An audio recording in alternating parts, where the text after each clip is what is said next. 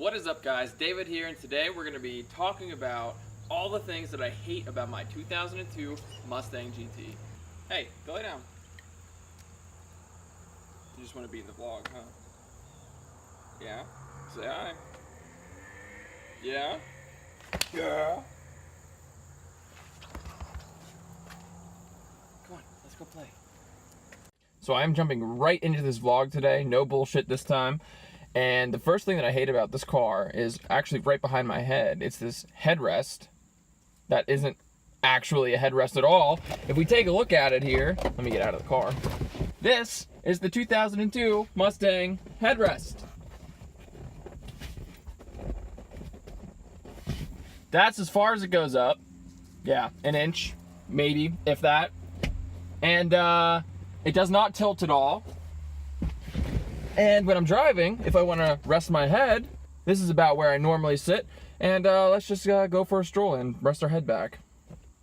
Yeah, staring at the ceiling. Thanks, Ford. What a great idea. Who designed that? It's not a headrest. It's not even anything. There might as well not be anything there. Because everybody just wants to drive around staring at their car ceiling, right? That makes a lot of sense. So the second thing is actually in my glove box. And I am using my phone here, so bear with me here. Right in here, you can see there's a yellow button here. Guess what that is? It's my trunk release. You hear that? Trunk popped. Why it's in the glove box? I have no idea. Oh look, I forgot about this. This actually came with my car. The previous owner had it on there. I actually put the stock one back on. I didn't really like it, but you know, what do you guys think? Maybe I'll give it to somebody. Anybody want it? I'll send it to you. Trunk release button. In the glove box. Not sure why. So yeah, pretty sure when I got this car, when I was trying to find that button, it took me like 2 weeks to find it. I was actually convinced that this car did not have a trunk release button. And then I had to look it up online, and I found out that it was in the glove box. Pretty stupid placement if you ask me. The third thing I hate is the paint quality on this car. And this is actually just specific to my car because I had this car painted. When I bought this car, it had really bad sun damage on the paint, and it was completely faded, looked absolutely terrible. So I actually saved up all my money when I was 16. I was working at Sheetz. I saved up like 4 paychecks, $1,800, and I'm not really sure what a fair price for a paint job is, but when I was 16, that sounded like a lot of money. And I got this car painted by a guy that my sister recommended.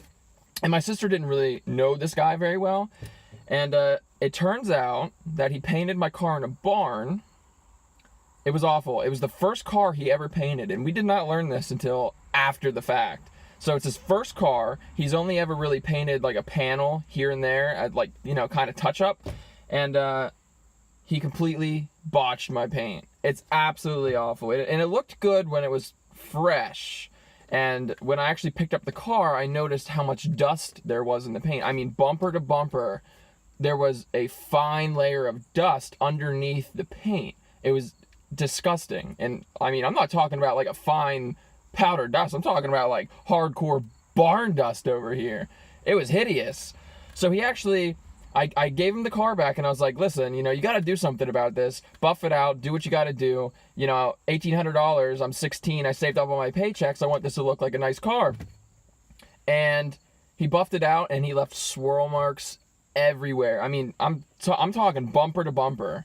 And he didn't take anything off the car. He missed a ton of spots, like under the rear spoiler and stuff like that. He didn't really get underneath there. So, I mean, that's specific to my car, but it's kind of upsetting how ugly and terrible my paint is. And, you know, after it was done, it was done. I wasn't going to go get it painted again. I'm thinking about maybe wrapping it in the future, but, you know, who knows.